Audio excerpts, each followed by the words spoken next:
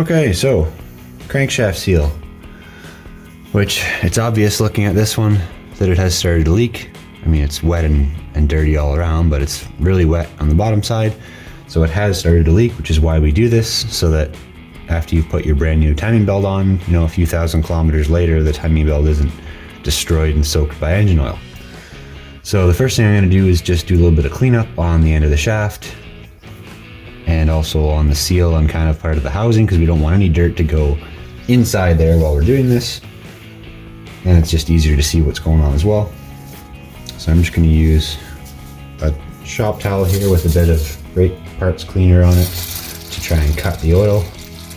You don't necessarily want to spray the actual end of the crankshaft with the brake clean, because if the seal is really bad, then you're putting brake clean into your engine oil, which is never a good thing.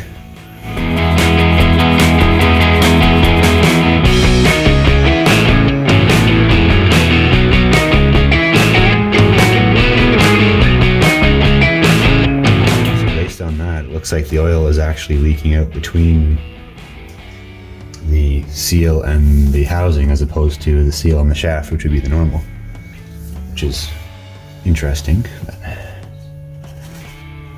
whoever's done these in the past, if it's been done, which it should have been by now, if they scratched up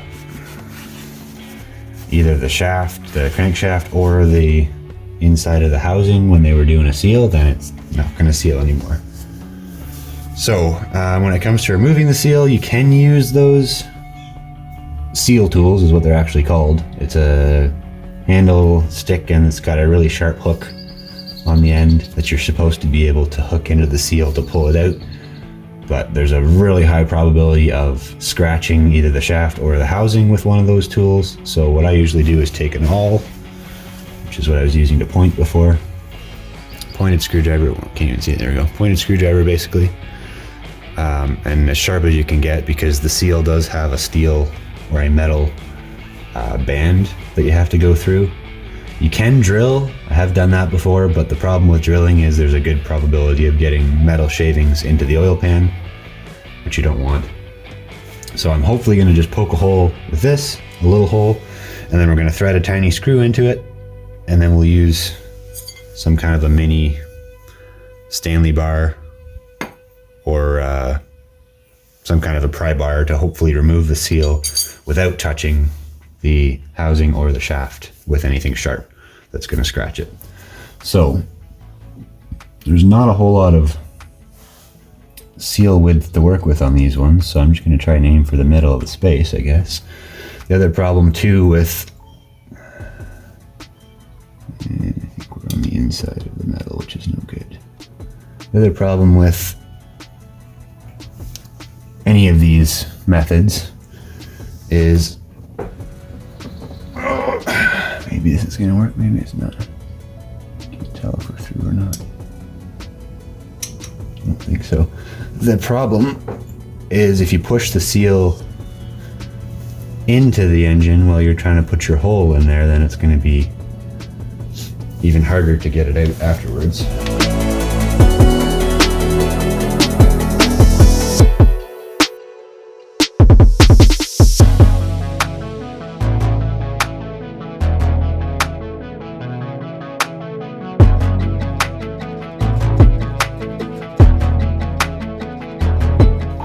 Alright, so let's try this again. I sharpened the awl to a super spiky. Try a different spot here to try and get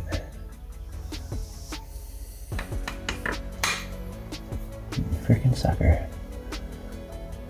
They do not give you much.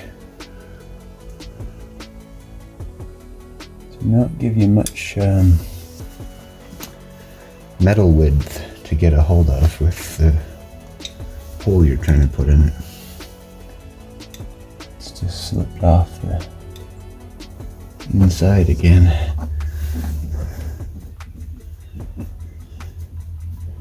Which the seal is just going against the crankshaft, I think, which is absolutely no good. Or the screw, rather.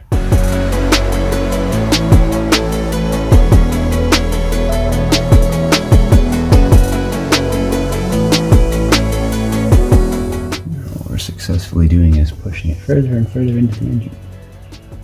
So I might not have any choice but to do a freaking drill hole because it's being a real bugger.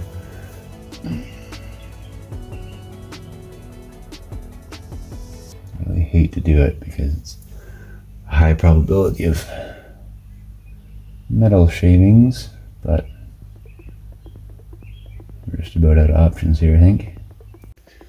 Alright, here we go.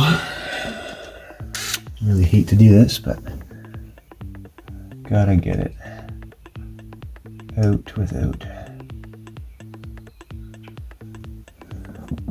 damaging the shaft or the surroundings.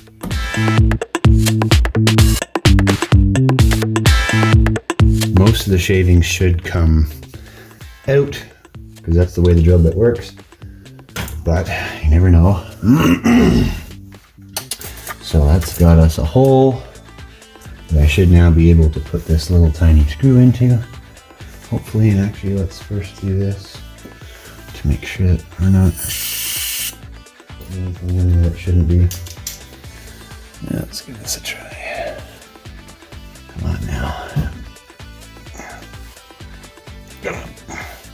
There we go. Come on. There, that's good. Alright. I think we're maybe getting somewhere.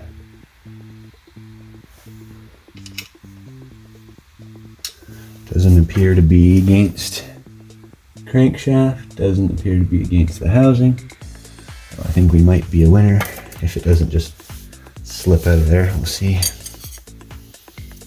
Try this guy first.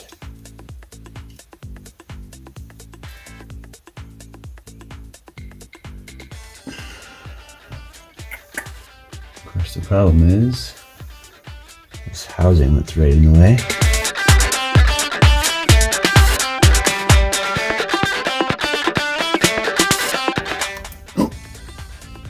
Come on, there we go, as I launch it. Ta-da!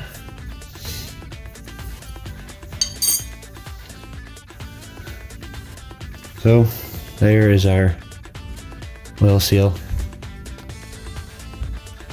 And now I'm going to do a really good cleanup of both surfaces there and also do an inspection to make sure that we didn't scratch anything, because if we did, then we should probably put some RTV on it or it's not going to seal anyways.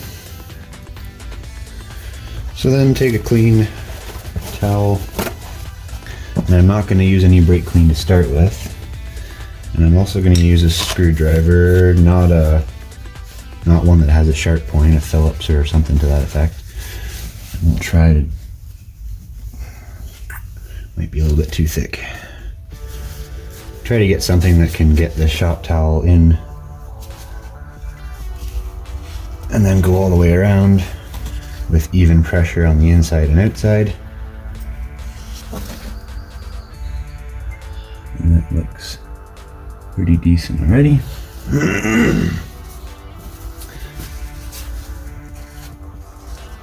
The thing with these crankshaft seals, at least, I can't remember about the oil or about the camshaft seal at the moment, but the weird thing with these crankshaft seals that just goes against everything you ever know is that you're supposed to put the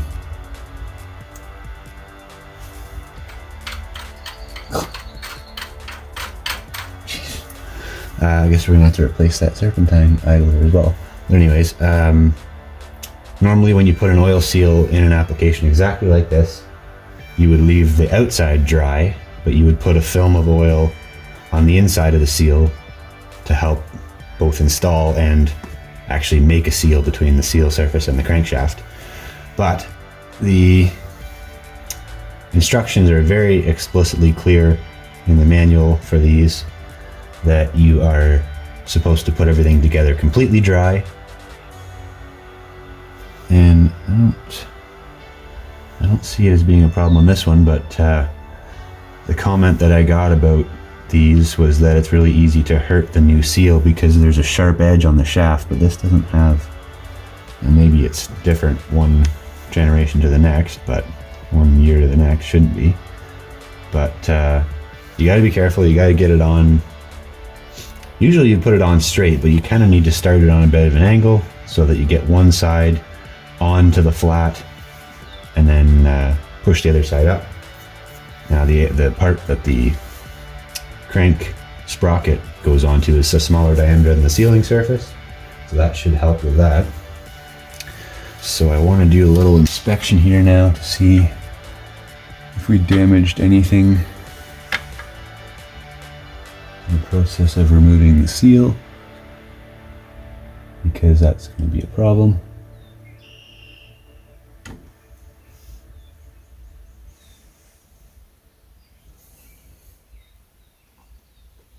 The other thing too to note with any of these kind of seals is when you install a new one, try to put it in a slightly different running position than the old one was. So basically, if you have an oil seal that's done, 2000 RPM for, 300, 400,000 kilometers, and say it's the original seal, which shouldn't be, but it'll wear a groove. Even though it's a rubber seal on a metal, it'll start to wear a groove in the shaft, and then the seal won't be as effective. And if you put a new seal on in the same place, it'll be better than the old seal, yes, but you want to try and put the new seal in a new position on the shaft, in and out, even if it's only by like a 1/16 of an inch, so that it has a fresh, full diameter running surface to make sure it's going to be a good seal. So I don't see anything in there that's a problem. There's a little bit of particulate along the bottom at the back I saw though, so just try and get that a little better. But otherwise I don't see any scratch marks in the crankshaft or in the housing, which is awesome. There's a little tiny mark there. But it's actually out. I think it's actually outside of where the seal seals to the housing, so I'm not too concerned. Yeah, so we'll get the new seal and then we'll struggle that in. It would be smart to have, and actually I could probably go find one of ours.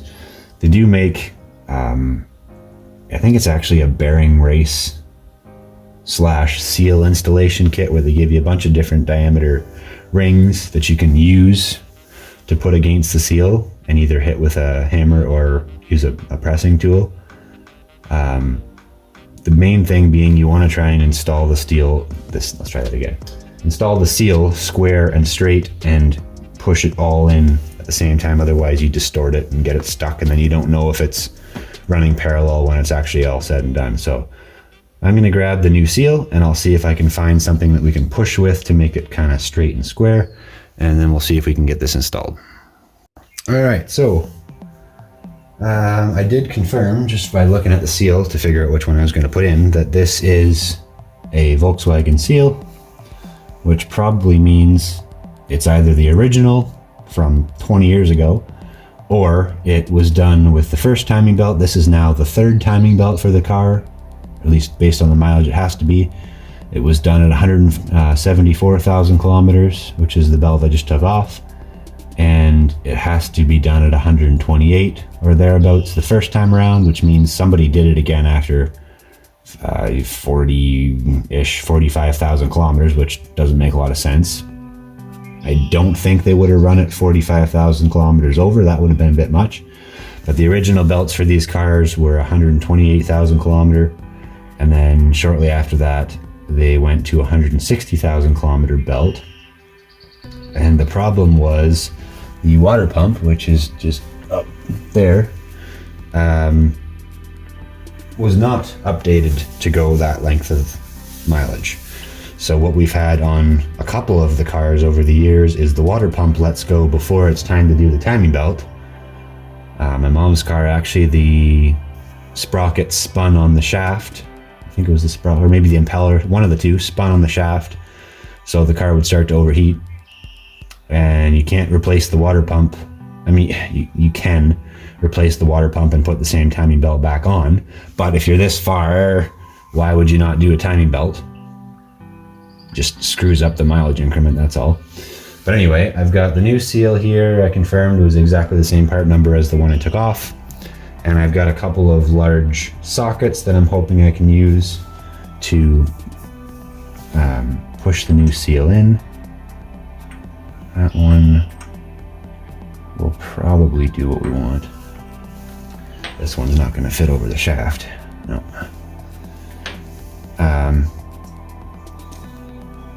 I'm sure we have a bearing race / seal tool kit. I can't find it at the moment, but if this doesn't work, I might have to. So like I mentioned before, here's the brand new, still in package, Volkswagen seal from the dealership. I decided to go with dealership parts for all the stuff for this belt only. Probably by the time I'm doing the next one, I'll just go with good quality aftermarket European, like auto camping or German parts kind of thing. Good replacement aftermarket quality. So like I mentioned before, you put this seal on dry, which kind of goes against everything you ever learned about seals. And you're also not supposed to touch the inner sealing surface with anything, including your skin. So I'm just going to do a little wipe here one more time to make sure that there's nothing, oil or debris that's in there that's going to cause us problems. And do a little inspection to make sure that it looks clean. Looks pretty good. Alright, so make sure my hands are clean.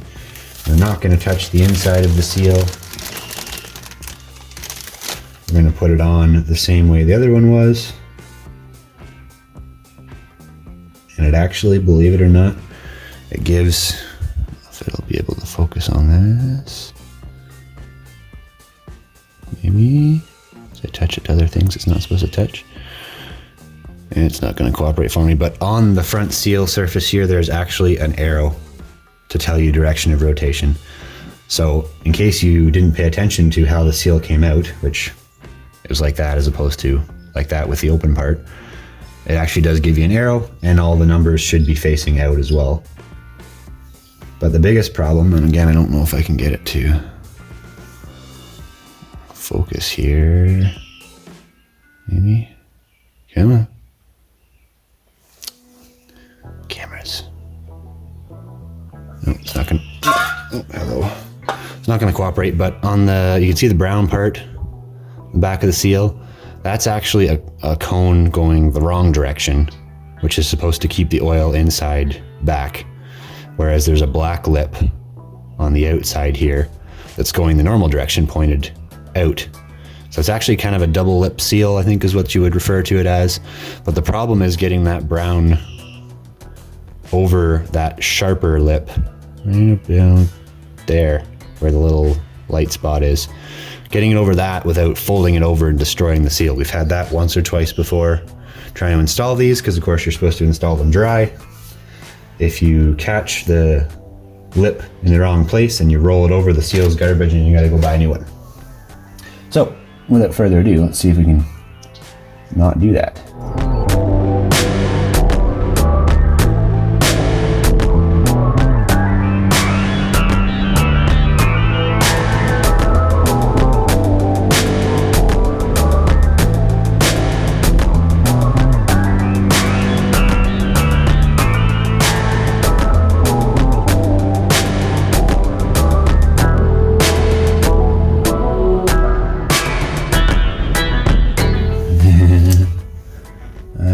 Folding the brown over. I don't understand how you're supposed to do that. Really hate to do this because there's a good chance of damaging the seal. But I've got a small flat screwdriver and I'm going to try to get that to go up where it's supposed to be. Oh, come on. There we go. There she goes. Wow. Horrible, horrible design. Horrible design. Absolutely bad. There's no other word for it. Just bad. Just bad. I don't know how you're ever supposed to do that without hurting it. But I think we're okay, maybe. It'll be better than it was. And at least the nice thing about this, the way this worked out, is the part that we're monkeying with is at the top of the crankshaft. It'll always be at the top. So there's less chance of oil leaking out. Usually the oil leaking happens at the bottom, which is normal. So let's see if this will go in here more now.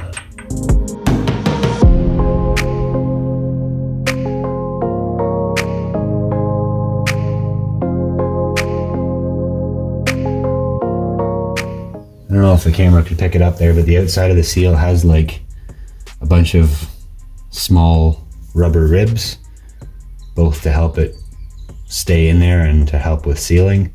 So it kind of bounces back when you try and push it in, which is why pushing is better than hitting, but you gotta have a tool to do that.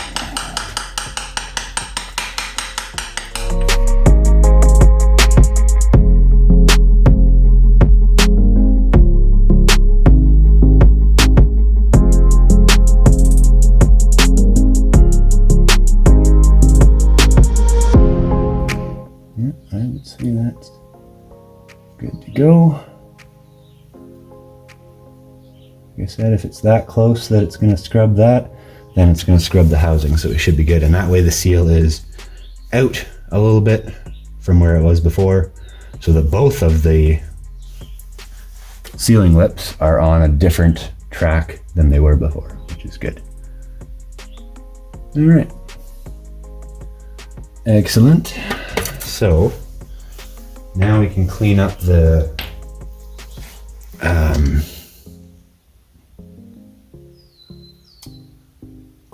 crank sprocket and install it. Now, as for the torquing,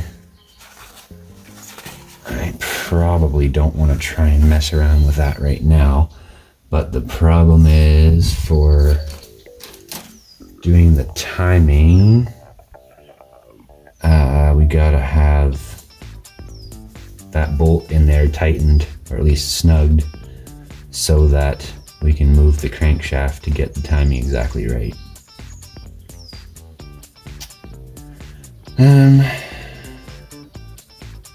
Yeah, I think we normally install the crank sprocket, put the new bolt in, and then put the holding tool on and do the torque procedure for the crank bolt, because it doesn't have to come off again now that the seal is done.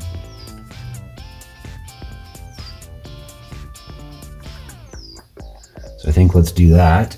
Get the sprocket cleaned up and installed and torqued. Oh boy. The water pump is actually starting to leak. It's a good thing we're doing it. Yeah, get the crank sprocket all done and torqued so that we can use that to adjust the engine to get the timing mark on the other end exactly right. And then once we've got that crank sprocket all dealt with, we'll get the water pump changed, which is probably going to make a big mess, but that's just the way it goes. That's why you do the crank seal first. Otherwise you have to clean all of the coolant off of all of this, which coolant doesn't clean off easily from anything unless you've got hot water and soap. So yeah, I don't know if I mentioned that before, but do the crank seal first, oil seal first, so that it's all done and the engine is sealed up again before you then go to doing the water pump. And then once we're done the water pump, we can go up top and get into the fun part of changing the camshaft for the new one that I got, and put a new oil seal on it. And then we're actually ready to install the new idlers and then the timing belt itself. So I'm gonna go clean up the crank sprocket. Nothing really to see there. You just want to make sure that it's spick and span, clean and dry. Mine's got oil residue and dirt stuck to it from the crank seal leaking.